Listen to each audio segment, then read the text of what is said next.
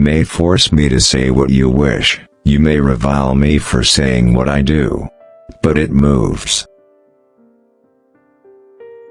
Wine is sunlight, held together by water.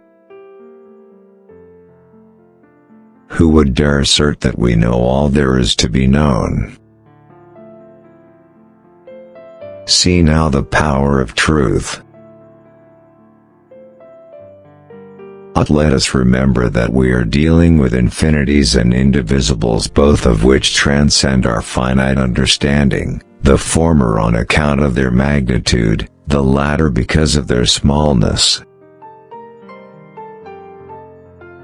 Nothing occurs contrary to nature except the impossible, and that never occurs. It is surely harmful to souls to make it a heresy to believe what is proved. Science proceeds more by what it has learned to ignore than what it takes into account. With regard to matters requiring thought, the less people know and understand about them, the more positively they attempt to argue concerning them. God is known by nature in His works, and by doctrine in His revealed word. In questions of science, the authority of 1,000 is not worth the humble reasoning of a single individual.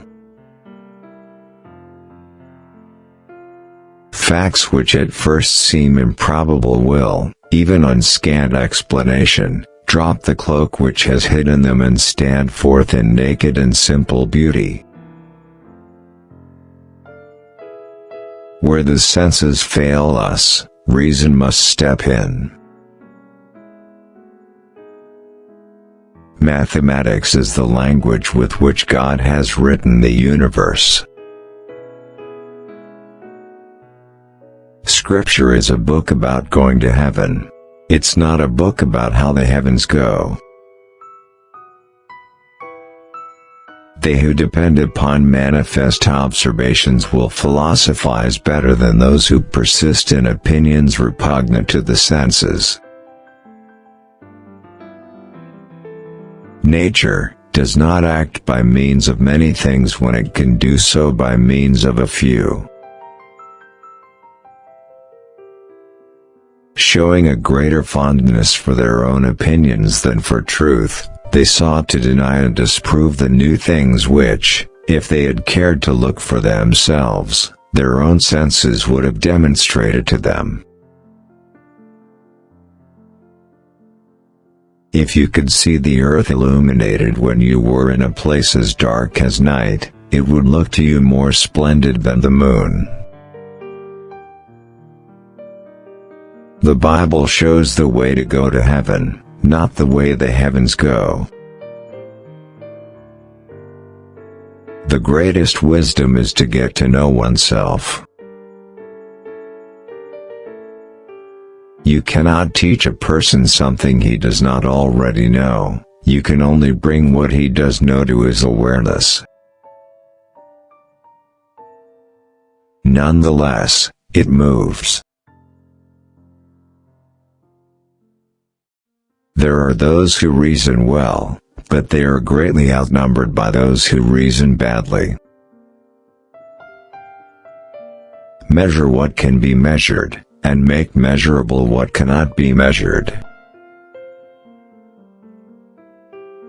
I think that in the discussion of natural problems we ought to begin not with the scriptures, but with experiments and demonstrations.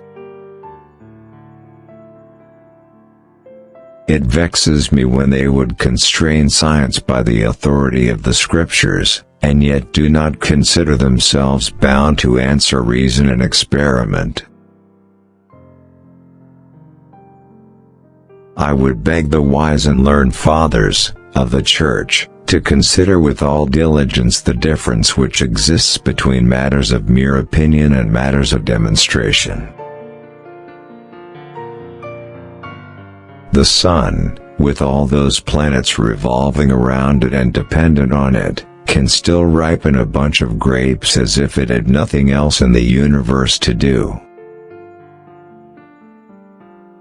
Some, merely to contradict what I had said, did not scruple to cast doubt upon things they had seen with their own eyes again and again. Two truths cannot contradict one another. To be humane, we must ever be ready to pronounce that wise, ingenious and modest statement, "I do not know."